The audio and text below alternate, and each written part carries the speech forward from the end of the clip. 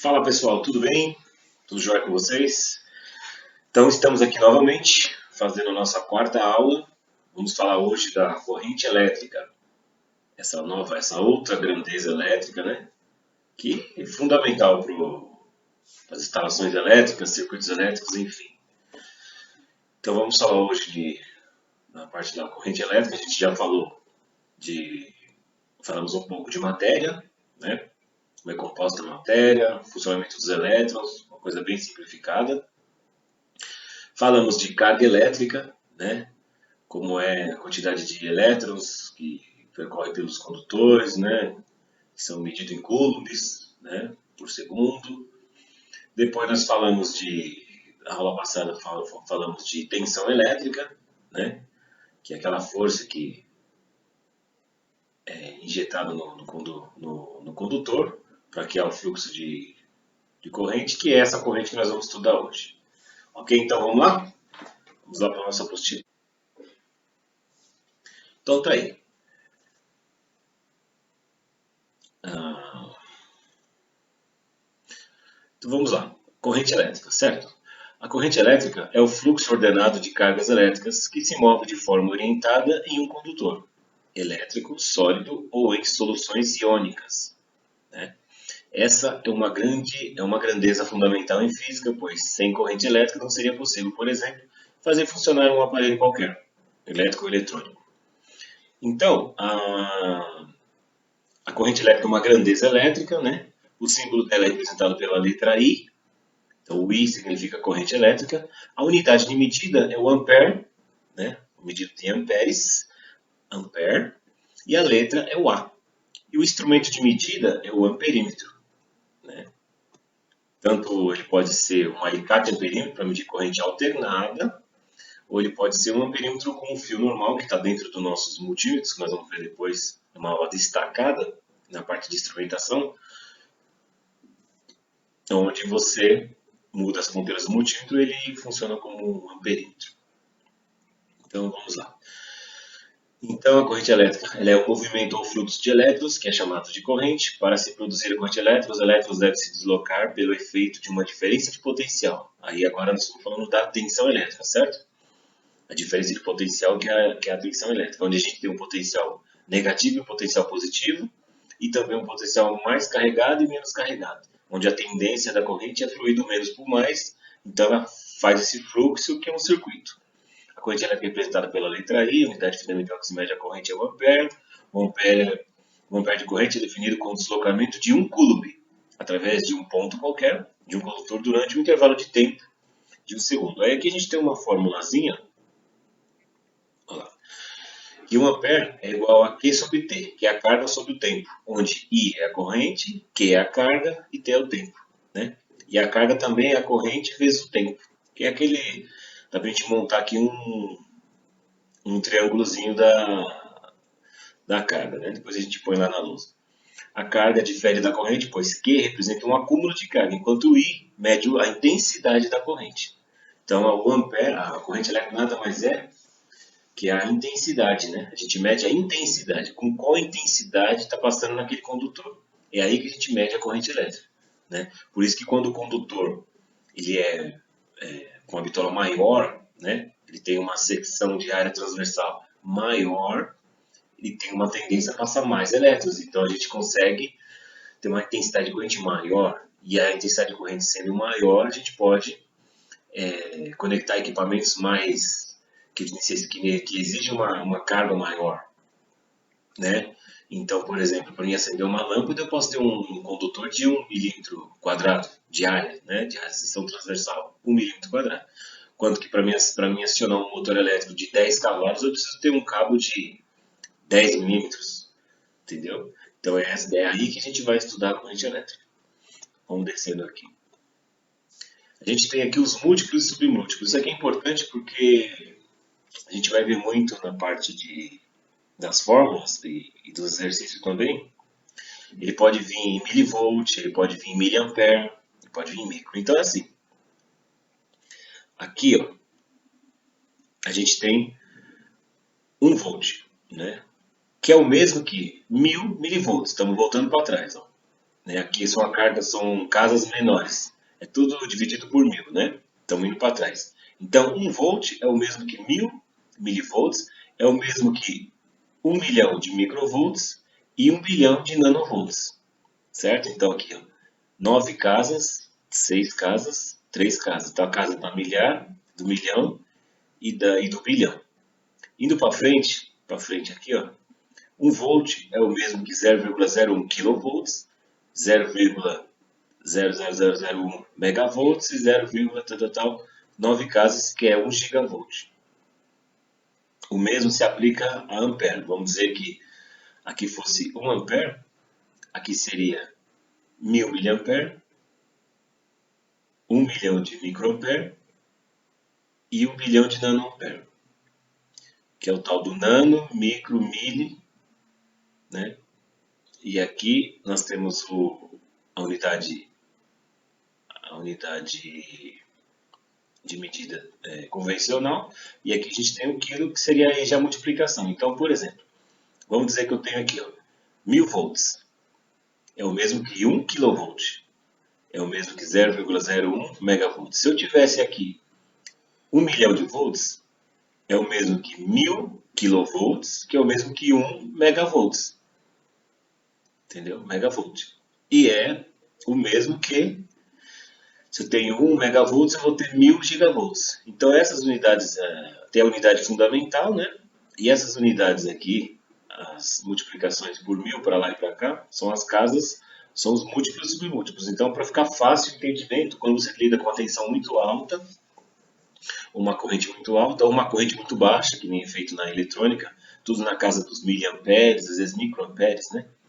Então a gente usa os múltiplos submúltiplos. A gente vai ver isso melhor depois nos exercícios. Que na hora de a gente fazer um cálculo, a gente tem que colocar tudo na unidade convencional, na unidade fundamental. Mesmo que dê 0, alguma coisa. Senão os cálculos vão dar errado. Okay? Então vamos lá. Como surge o movimento das cargas? Os elétrons livres são estimulados a mover-se pelo condutor, o que gera a corrente elétrica por causa de uma diferença de potencial, que é a tal da tensão elétrica. Então, se você pegar um cabo e não tiver tensão elétrica nele, o cabo estiver aberto, né, os elétrons livres já estão no cabo. Né? Aquilo que eu já falei lá atrás, eles já estão no cabo. Só que eles não vão se mover porque está faltando essa força, está faltando essa tensão nele. Então, quando você liga na tomada, aquele cabo, aí você está injetando uma força que faz com que os elétrons se movimentem. A movimentação dos elétrons cria a corrente elétrica, dependendo do que está no circuito ali. Se você tiver um fio fechado, você vai dar é o tal do curto-circuito. Por quê? Você não tem de onde dissipar aquela carga vai retornar, ela sai de um polo, retorna no outro, com a mesma intensidade, e é onde dá a explosão, onde dá o curto-circuito. A gente vai explicar isso lá também. Estabelecido entre as pontas de um condutor. A diferença de potencial é estabelecida no condutor a partir de um campo elétrico que atravessa o material. Esse campo proporciona diferentes níveis de energia potencial, criando, portanto, a tensão necessária para gerar o movimento das cargas elétricas. A energia potencial nada mais é que a potência elétrica, que a gente vai ver nos capítulos futuros aí. Bom, aqui ele vai falar do fluxo de corrente, a gente já falou sobre isso, e vai sempre do menos por mais, mas vamos ler, vai. No condutor, como por exemplo no fio de cobre, os elétrons livres são cargas que podem ser deslocadas com relativa facilidade a ser aplicada uma diferença de potencial. Se ligarmos as duas extremidades de um fio de cobre, uma diferença de potencial a tensão aplicada de 1,5 volt faz com que os elétrons livres se desloquem. Essa corrente consiste no movimento de elétrons a partir do ponto da carga negativa, então é aquilo lá do menos para o mais, menos que numa das extremidades do fio, seguindo através do fio e voltando para a carga positiva, mais que na outra extremidade. O sentido do movimento dos elétrons é do lado negativo da bateria, passando através do fio e de volta ao lado positivo da bateria. O sentido do fluxo de elétrons é de um ponto de potencial negativo para um ponto de potencial positivo. A seta contínua indica o sentido da corrente em função de um fluxo de elétrons. O sentido do movimento das cargas positivas opostos ao fluxo de elétrons é considerado como o fluxo convencional da corrente e é indicado pela seta tracejada. Em eletricidade básica, os circuitos são geralmente analisados em termos da corrente convencional. Portanto, O sentido da corrente convencional é o sentido das cargas positivas em movimento. Qualquer circuito pode ser analisado tanto através do fluxo de elétrons como do fluxo convencional e em sentido oposto. Para nosso estudo, vamos adotar sentidos de fluxo convencional. Tá? Então aqui a gente tem um desenho lá. A corrente passando, ó, tá vendo? Polo negativo, positivo. Isso é bem vamos ter que ficar bem frisado na nossa cabeça. A corrente flui sempre do menos para o mais. Que depois vocês vão ver que no diodo funciona assim, no transistor também você tem a base negativa, também tem um princípio de funcionamento, nas baterias, todo circuito de corrente contínua tem um fluxo de corrente. Aqui já vai começar falando do cálculo de corrente elétrica. A intensidade da corrente elétrica, que é o que a gente consegue calcular, é determinada pela razão entre a quantidade de cargas elétricas que atravessam uma determinada seção de um condutor, ou seja, atravessam um cabo elétrico, né? Pelo tempo gasto na passagem dessas cargas, que é o tal do I, que é a corrente, que é a carga sobre uma variação do tempo, que é o ΔT. Os termos da equação acima, bem como as unidades de medida, que estão de acordo com o Sistema Internacional de Unidades, né? Aquilo que a gente explicou lá no começo, lá no início. Perdão. Intensidade de corrente elétrica é o ampere, o C é a carga, que é em coulomb, e o intervalo de tempo em segundos. Aí aqui ele vai dar uma passada sobre corrente contínua e alternada. A alternada a gente vai ver nos módulo 2, que ela vai envolver aquilo que eu já falei, que é o tal do cosseno φ, né, que é o que a nossas concessionárias nos fornece esse coeficiente para a gente poder calcular. Na verdade, nada mais é que tem uma perda aí nos circuitos alternados, né? E através do cosseno φ a gente consegue calcular realmente o que a gente está sendo consumido na nossa rede elétrica, né? Mas vamos lá.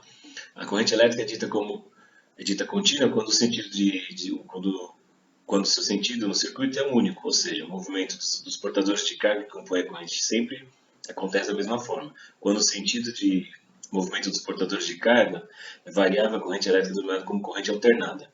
Então, ela é contínua quando o fluxo dela não muda. Ela vai do menos para o mais, do menos para o mais, é um circuito contínuo.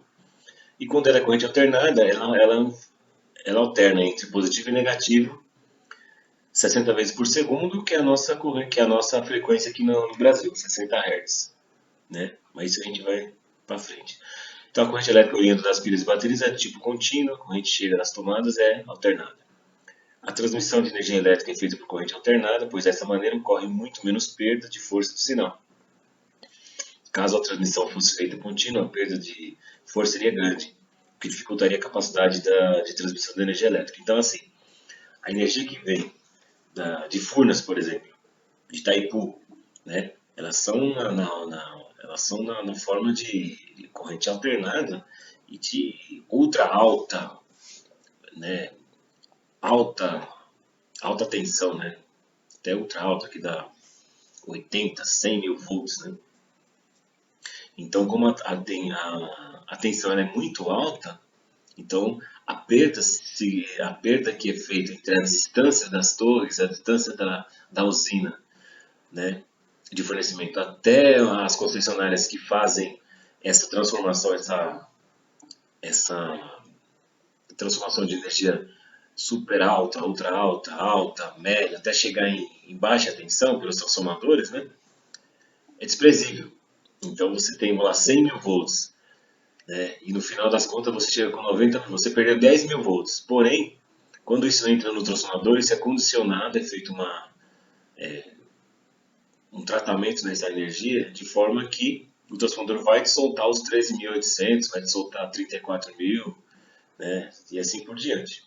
Então, por isso que ela é feita em corrente alternada e ainda ela é muito alta, né, que é para poder percorrer longas distâncias entre onde a fonte geradora, né, que é as usinas hidrelétricas, até a chegada nas usinas transformadoras, onde elas são rebaixadas, né, para chegar na nossa tensão de tomada aí. Certo? A corrente elétrica pode ser definida pelo fluxo das correntes elétricas, tá? Isso a gente já viu. Aqui ele vai falar das fontes de eletricidade, né? onde são geradas a eletricidade. Então vamos lá. Na bateria química, né, uma pilha química voltaica consiste na combinação de materiais que são utilizados para converter energia química em energia elétrica. São as pilhas, né? Pilhas e baterias. Existem os geradores, né, que é uma máquina na qual se usa a indutância eletromagnética para produzir uma tensão por meio de uma rotação de bobina de fio através de um campo magnético estacionário, ou pela rotação de um campo magnético através de bobinas de fio estacionários. Atualmente, mais de 95% da energia consumida no mundo é produzida por geradores, que é o que eu acabei de falar, o caso de Itaipu, por exemplo. Tem enormes geradores lá, né? Enormes alternadores, né? Que através do fluxo da água lá na usina, né? Ele gera, a água passa por umas pás que geram alternadores. Esses alternadores existem um acerto de velocidade ali, né? Que eles sempre trabalham em 1800 RPM. Ele tem todo esse trabalho de conversão lá de velocidade, né? Então, quando ele gera as 1800 RPM, ele consegue gerar os 60 Hz e ele consegue gerar a energia elétrica através das bobinas. Isso a gente vai ver para frente. Eu não quero me aprofundar agora, porque nosso negócio agora é corrente contínua, né? Mas ele é feito dessa forma e a gente vai aprofundar mais para frente. A energia térmica, a produção da maior parte da energia elétrica origina-se pela formação de energia térmica. O carvão, o óleo, o gás natural pode ser queimado para liberar grandes quantidades de calor, né, e ser transformados em energia elétrica. Também é uma fonte de energia, né, que você queima, através dessa queima, você também é produzido energia elétrica. Né? E energia solar, que ela, através de fótons, né, elétricos, ela consegue produzir lá energia contínua. Engraçado que a energia solar ela produz energia contínua, né? Através de fótons, de umas placas de fotovoltaicas, ela gera lá os volts de energia contínua através de várias placas ligadas em paralelo ou em série, dependendo do que você quer. Se você quer tensão, se você quer corrente, né, carga, você vai ter essa energia aí. Então, correntes e tensões contínuas alternadas. Aqui ele fala da correntes e tensões contínuas alternadas. A corrente contínua, né, que é o DC ou CC, né, depende da forma que você vai utilizar ou depende do equipamento. É a corrente que passa através de um condutor ou de um circuito somente num sentido, que é a corrente contínua. A razão dessa corrente unidirecional se deve ao fato das fontes de tensão, como as pilhas e as baterias, mantêm-se na mesma polaridade da tensão de saída durante o tempo todo. Uma fonte de tensão contínua pode variar o valor de sua tensão de saída, mas se a polaridade for mantida, a corrente fluirá somente no sentido. Então está aqui o desenho de informação, né? Você tem aqui um gráfico, né? Ele é um polo negativo, um polo positivo, e ela fica dessa forma aqui continuamente, né? Aí a gente tem o símbolo dela que usa muito usado em circuitos elétricos, né? Que é o símbolo de uma bateria aqui, né? Intensidade de tensão e intensidade de corrente. Aqui a gente fala de corrente, aqui a gente fala de tensão. As duas andam junto, são diretamente proporcional, né? A tensão é diretamente proporcional à corrente. Se a tensão baixa, a corrente baixa. Se a tensão sobe, a corrente sobe. Pode até não subir a corrente consumida, a corrente que o equipamento está consumindo, mas quando você sobe a tensão, né, a tendência da corrente é você ter uma probabilidade igual de mandar mais corrente, porque você aumentou a tensão. Então eles são diretamente proporcionais. E se você começa a baixar a tensão, a corrente vai baixar também, porque você vai diminuir a força que está impulsionando os elétrons, vai diminuir a intensidade, vai diminuir o fluxo, e com isso você vai diminuir a corrente. São as formas de onda. Aqui a gente fala da alternada, que ele deu um spoiler na aula de tensão lá. Ó, uma fonte de tensão alternada inverte ou alterna periodicamente a sua polaridade. Consequentemente, o sentido da corrente alternada resultante também é invertido periodicamente. Exemplo típico é a energia usada nas residências, indústria e comércio. Ela alterna, ela sobe, ela vai do zero, faz, por exemplo, 110 volts, zero, vem aqui, menos 110 volts e zero. e ela faz um ciclo desse completo, do 0 a 0, né? 60 vezes em 1 segundo. E aí a gente tem a nossa tensão alternada, que é a nossa rede do Brasil. Ok? O símbolo muito utilizado é esse símbolo aqui, que é essa minhoquinha, né? E aqui a gente tem a tensão e aqui a gente tem a corrente. Eles trabalham lado a lado. Ok? E agora depois já vem os exercícios. Então vamos fazer algumas explicações práticas aqui na lousa. Pessoal, aqui eu coloquei um exemplo simples aqui, ó, para a gente entender. O próximo tema vai ser resistência elétrica, que ela é caracterizada pela unidade, pela letra R, né, de resistência. A unidade de medida é o ômega, que é o símbolo do ômega, né?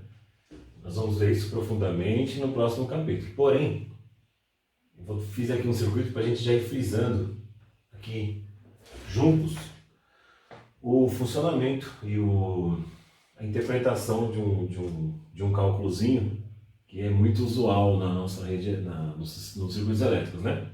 Então vamos lá. Coloquei aqui o triângulo da lei de Ohm, que a gente vai estudar no próximo capítulo, onde a gente monta um triângulo chamado Rei. Em alguns eles chamam de Rui, ele coloca o U aqui, ele tem o U como tensão, a gente vai usar o E como tensão. O I de corrente e o R de resistência. Através do triângulo a gente montam 3 fórmulas. Resistência é tensão sobre corrente, tensão é resistência vezes a corrente, e a corrente é tensão sobre resistência. Aonde tensão em volts, resistência em ohms, corrente em ampere. Beleza? Montei aqui um circuito de corrente contínua. Temos uma fonte geradora, menos e mais, chamada de F1, nos fornecendo 12 volts. Temos o sentido da corrente do menos para o mais. Ela está fazendo sentido anti-horário aqui no nosso circuito. Nós temos uma lâmpada L1, onde eu não sei a corrente, nada. O que eu sei da lâmpada é que, na verdade, isso aqui eu sei. A lâmpada L1, eu não sei a corrente, não sei a tensão que eu tenho aqui. Eu quero essa tensão que medida aqui. Ó. Se eu pegar o multímetro e colocar aqui, eu quero saber quantos volts, quando eu ligar esse circuito, eu vou ter aqui.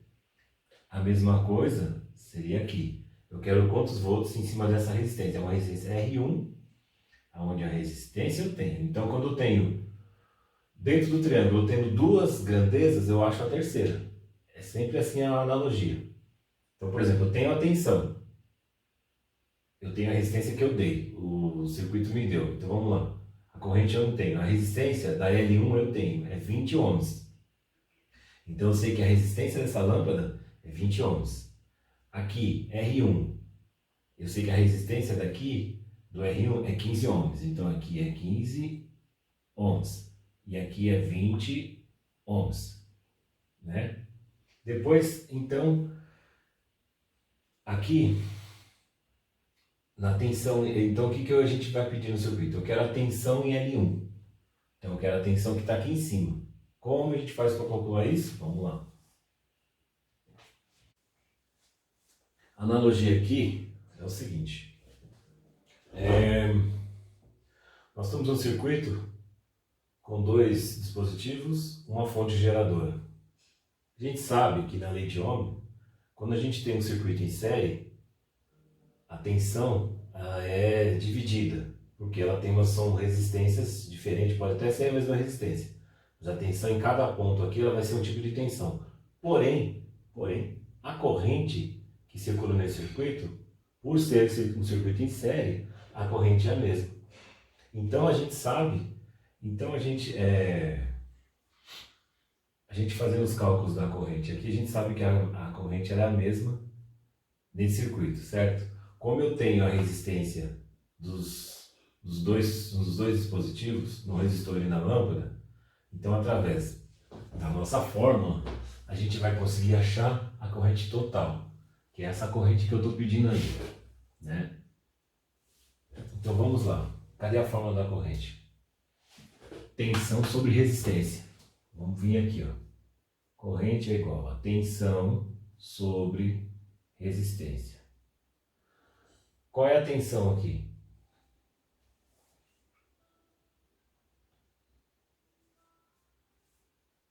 Doze, né?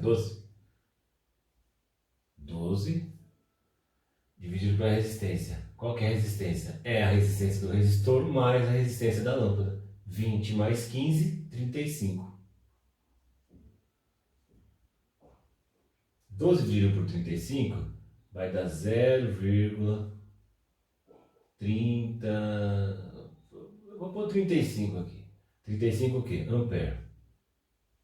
Tá? Então a gente já achou o que é aqui? A corrente total. Então a corrente que circula nesse circuito, ela é 0,35 ampere, que é o mesmo que 350 miliampere nos nossos múltiplos. Já deu para encontrar o múltiplo. Bom, se a corrente ela é a mesma, se a corrente é a mesma aqui, que é a mesma aqui, então eu tendo a resistência, tendo a corrente, eu vou achar a tensão que está aqui, que é diferente dessa e diferente dessa. Então vamos lá. Então vamos aqui, vamos analisar a lâmpada. O que eu pedi lá? Tensão em L1. Então eu vou colocar o E, L1 é igual. O que eu tenho? Resistência e corrente. Resistência e corrente. Tensão é resistência vezes corrente. Tensão é resistência vezes a corrente. Qual que é a minha resistência? 20 ohms. Vezes, qual que é a minha corrente? 0,35, que é a corrente igual do circuito.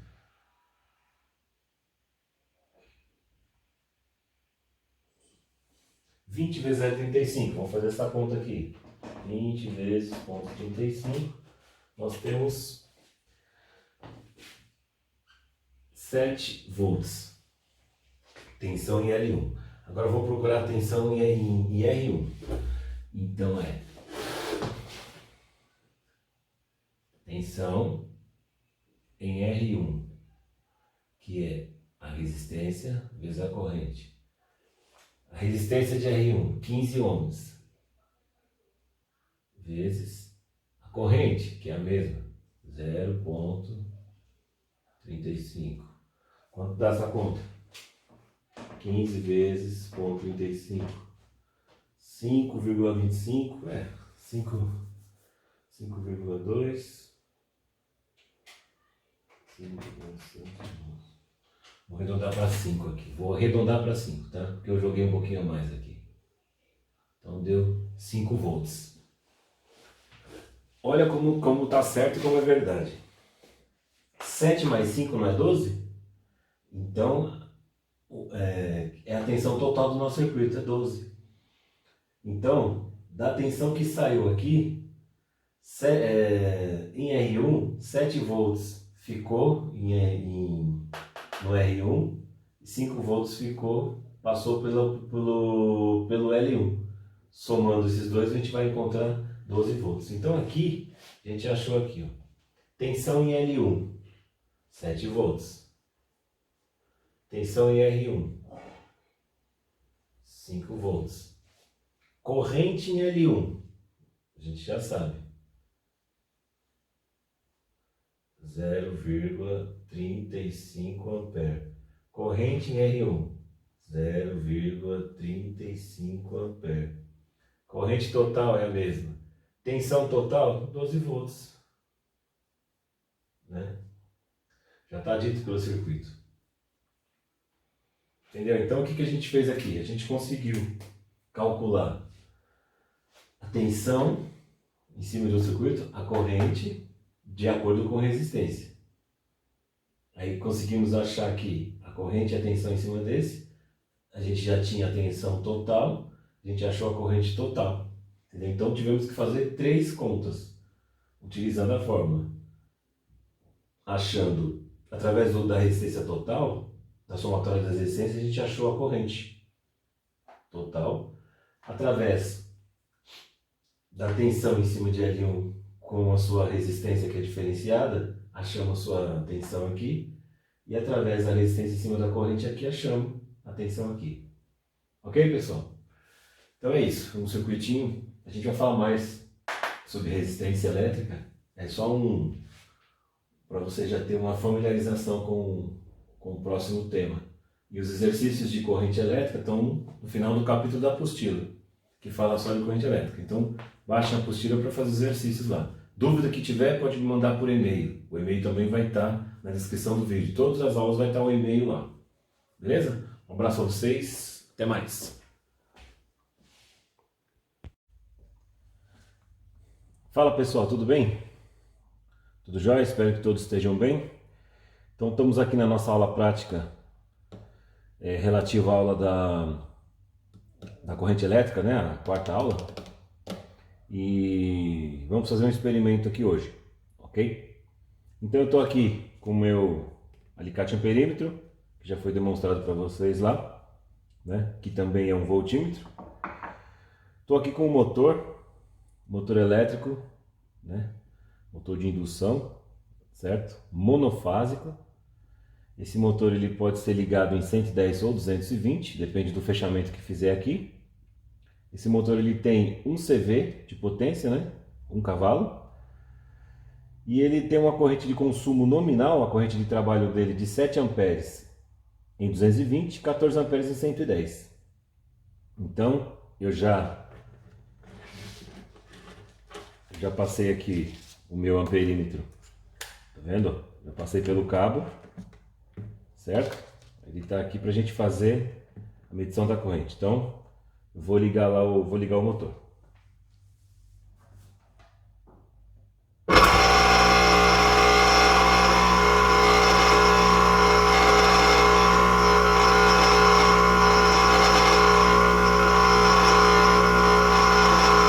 Está me dando 4 amperes de indução.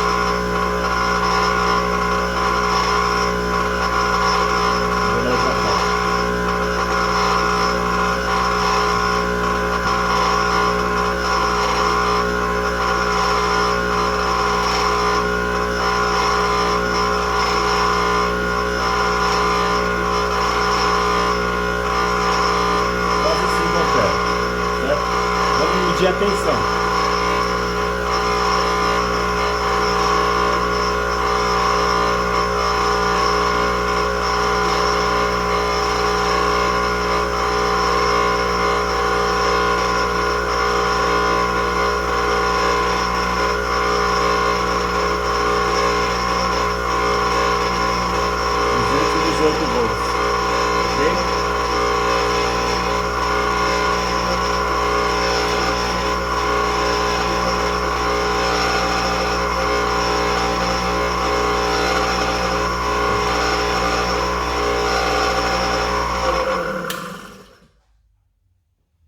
Esse motor aqui, pessoal, ele é uma bomba, né? Na verdade, esse equipamento aqui é uma bomba.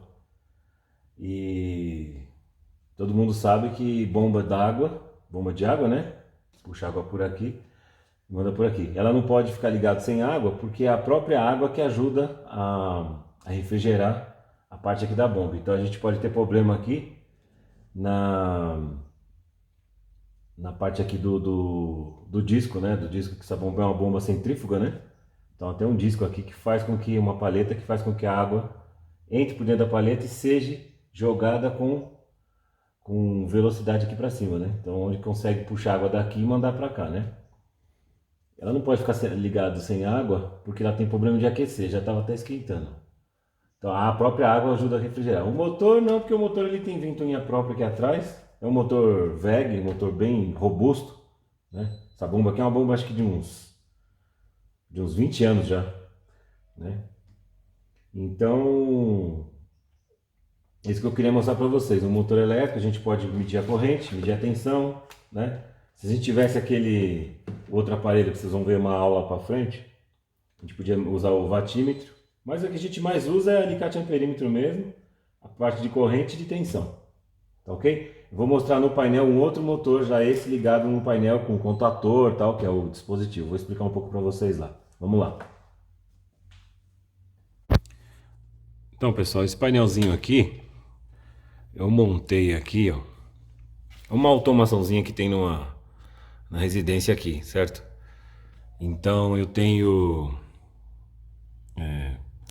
os controles manual da bomba 1, bomba 2. Eu tenho um sistema aqui automático paralelo que eu aciono as lâmpadas. Tenho esse display aqui que está com problema, mas ele media para mim a corrente e a tensão da minha carga aqui de entrada, né? Tinha a parte do portão, um geral, um seletor para a gente mexer na fase, né? Aqui ele é um botão para ligar o medidor e aqui uma iluminação lá embaixo do pomar lá, né? Aqui eu tenho 3 contatores, ó. O que é o contator? O contator é essa chave aí, né?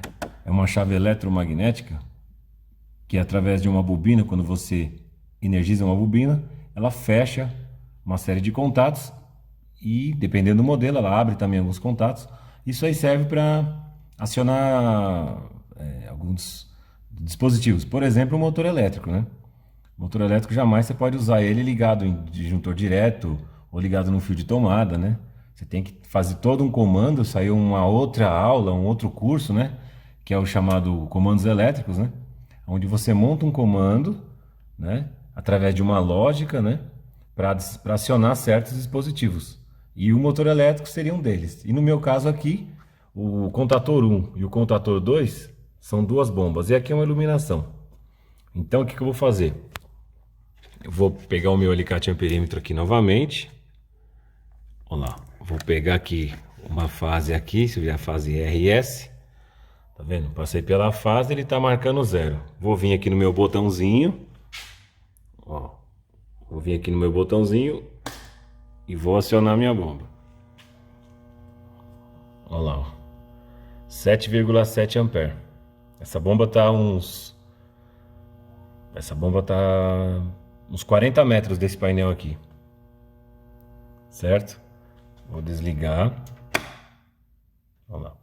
Vou pegar a bomba 2, ó. Bomba 2, eu peguei essa daqui. Deixa eu ver se eu... Na verdade, peraí, aqui também dá pra pegar a bomba 2, vamos ver.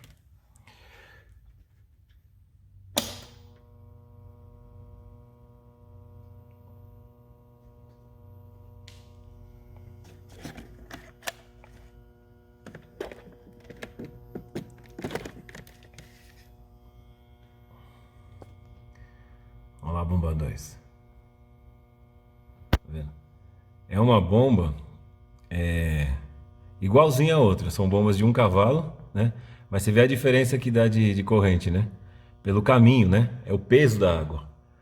O peso da água faz com que a bomba tenha um esforço maior, né? Você vê que uma tava com 7 ampere e essa aqui tá com 4,8, tá igual aquela ali que tá praticamente leve, né? Que é uma bomba mais nova também, né? E vamos ver se eu consigo pegar a tensão aqui para vocês verem.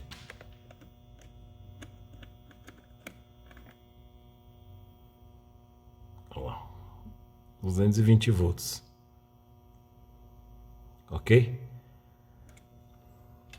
Vou desligar.